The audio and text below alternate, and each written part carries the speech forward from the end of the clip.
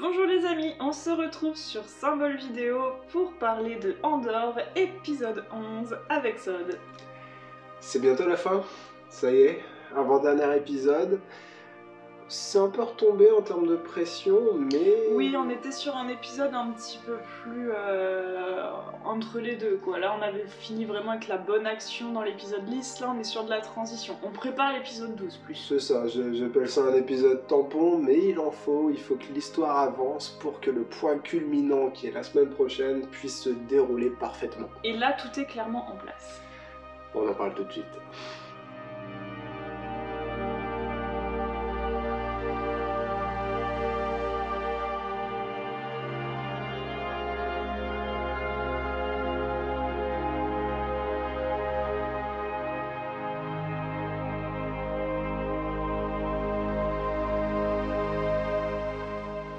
La série Andor est plutôt bien encensée par les fans, je dirais. La plupart des fans trouvent que c'est une excellente série, peut-être même Après un début tranquillou, elle a vraiment pris... Même un début qui faisait un peu peur, mais personnellement je faisais confiance à Tony Gilroy, qui est le scénariste et qui nous a offert Rogue One. Donc j'étais quand même confiant, mais je priais pour que ce soit bon.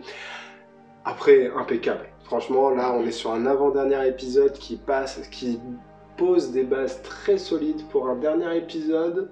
J'ai un peu peur quand même, parce que pour moi, Andor ne doit pas partir voir sa mère, ne doit pas tomber dans le piège. C'est un peu téléguidé, si tu veux. Ah, il va forcément y aller. C'est comme ça qu'on nous prépare, tout est vraiment en place sur la planète. On a revu un peu tous les personnages dans cet épisode 11, on a vu un peu tous comment ils allaient évoluer, et on devine un peu ce qui va se passer dans l'épisode 12 pour tout le monde. Bah, il va y avoir deux faits marquants dans le prochain épisode, parce qu'on est vraiment sur un épisode qui prépare pour la suite. Donc on a l'assaut de je ne sais plus quelle garnison, on va dire. Oui, avec Saw Gerrera et Luten. Alors c'est pas Saw Gerrera, je sais plus comment s'appelle celui qui va attaquer la garnison et qui va justement avoir des pépins parce qu'il lui tend un piège.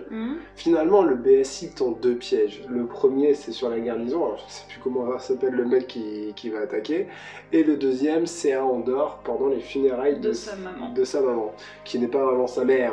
De sa mère adoptive, Marva.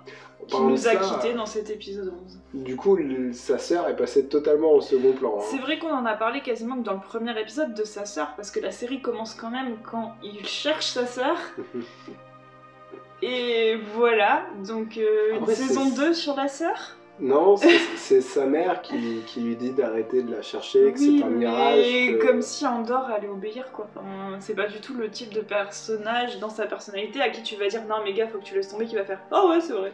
Bah, c'est vrai qu'Andor a un passé, je sais pas trop à quoi il sert parce que pour moi toute cette deuxième partie de saison servait à pourquoi Andor rejoint la Résistance. Peut-être une saison 2 plus axée sur les attaques de la résistance et de résistance qui, là, on est au balbutiement.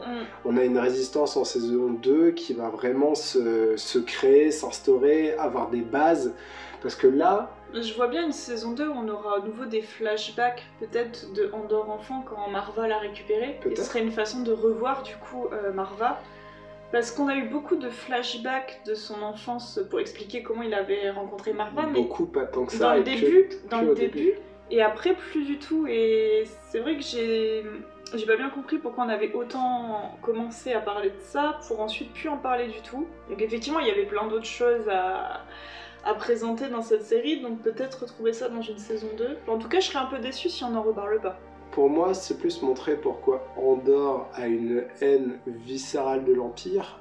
Et c'est aussi parce que dans Rogue One, il parle du fait que c'est un résistant depuis tout petit, que c'est un résistant depuis qu'il a 6-7 ans.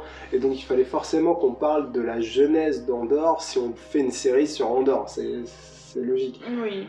Alors peut-être un peu fait maladroitement si on s'arrête là. C'est ça, mais bon, tout le reste, la sortie de la prison était vraiment très bien. Oui. Alors, j'étais pas là la semaine dernière pour chroniquer. Moi, j'ai juste un souci avec l'épisode d'avant. L'épisode 10 Voilà, c'est ça. Avec l'évasion. Avec l'évasion. Ah oui, je vois de quoi ce que tu me parles. Tu vois de quoi je parle. Finalement, vous ne savez pas, je vais vous l'expliquer. Finalement, toute la révolte dans la prison, puis ensuite le fait qu'il se sauve, vient d'une seule chose, c'est que les gens ne sortent plus de prison. C'est-à-dire que quand ils ont fini leur peine, ils partent dans une nouvelle prison, et c'est nouveau ça. Le problème c'est que si ça se sait, et bah, il arrive exactement ce qui est arrivé. Et pour un empire qui est très intelligent, qui crée des prisons impeccables, qui crée des trucs vraiment... Enfin tu vois, c'est vraiment tout roule comme sur des roulettes. Et là, c'est le seul truc, quand j'ai entendu ça, comme la plupart des gens dans l'épisode 9, je me suis dit, bah non, si ça se sait, il n'y a plus de prison, il n'y a que des révoltes, il n'y a que des gens qui veulent mourir parce qu'ils ne veulent pas travailler toute leur vie, parce qu'il y a quand même la carotte au bout du bâton qui est la liberté. Je sais pas, parce que toutes leurs peines avaient été doublées, ils avaient plus vraiment espoir, la plupart, de sortir. Ouais, mais il y a la carotte. L'Empire a vraiment l'impression que cette prison est méga sécurisée. Regarde, du coup, le niveau 2, quand ils essaient de s'échapper, ils se font tous tuer. Ouais, mais c'est... Enfin, pour un truc parfait, pour un plan qui se veut parfait... Là, tu cherches les détails qui... Non, pour moi, vraiment, ça a été illogique dès le départ. Enfin bon, ça, c'était dans le passé. Je voulais juste le soulever parce que j'étais pas là pour chroniquer la semaine dernière. Mais pourquoi vous n'en avez pas parlé? Voyons. Et du coup, on a parlé de ce qui pourrait arriver dans l'épisode 12. Parlons un petit peu de cet épisode 11, cet épisode tampon. Il se passe pas mal de choses, mais pas forcément des choses importantes. Alors, pour moi, il se passe quand même des choses importantes parce qu'on pose vraiment les bases pour comment ça va exploser dans l'épisode 12. Oui, on est d'accord. Donc on avance quand même. Oui.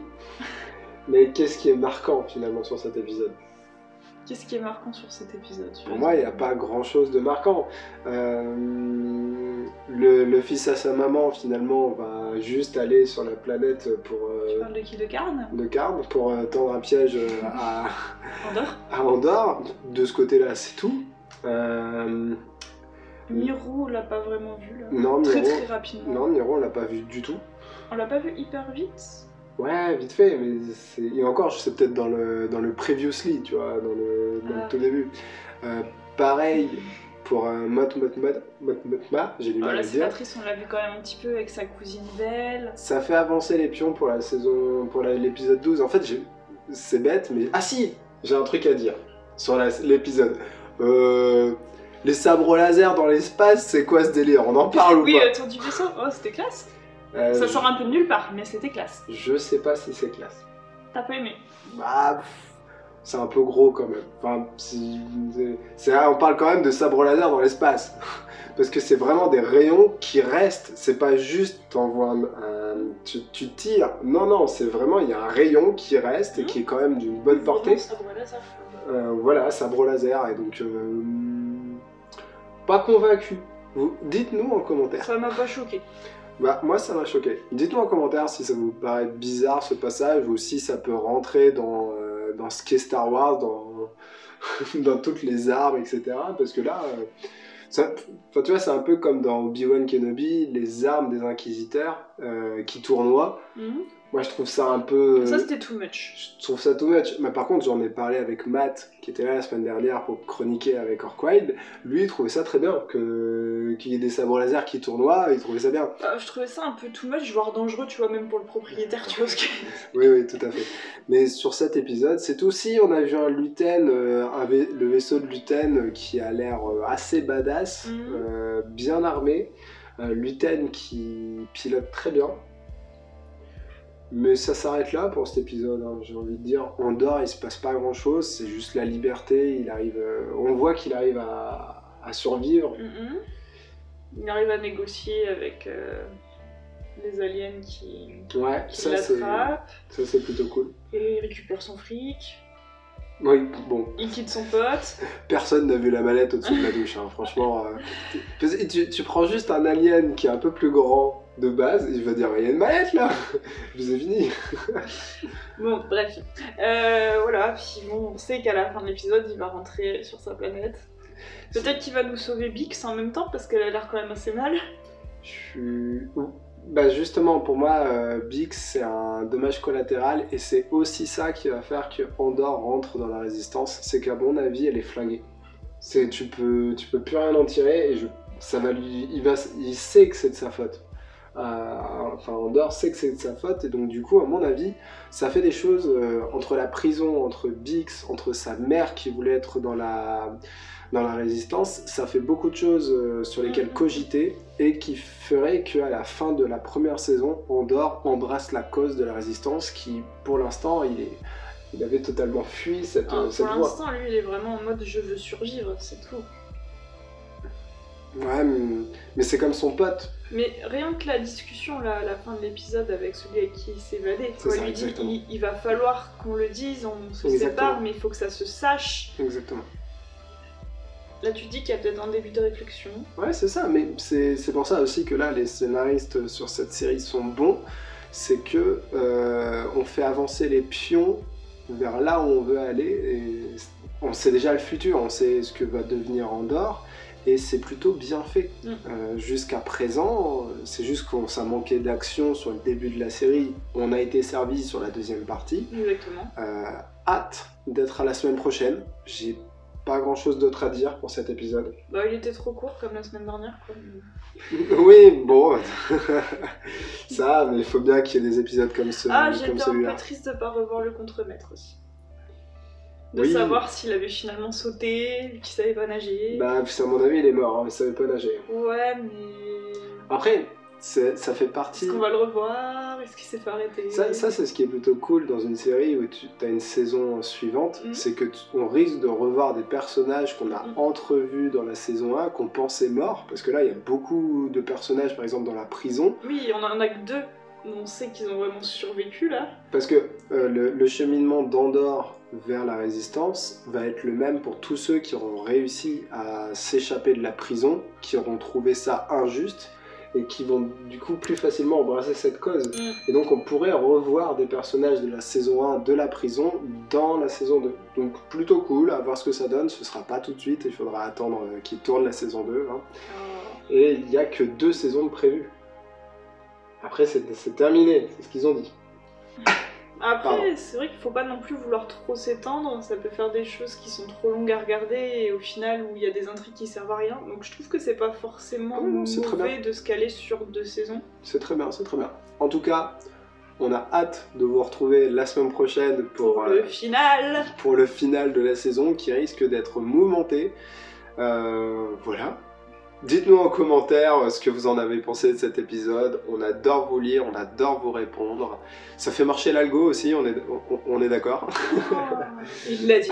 Ah bah oui, on est une petite chaîne, on essaye de grimper, mais pour grimper, il faut être vu par des personnes. Pour être vu, il faut être partagé, il faut être suivi par l'algo. Enfin voilà. On essaye d'être bon à notre niveau et puis de faire vivre notre chaîne.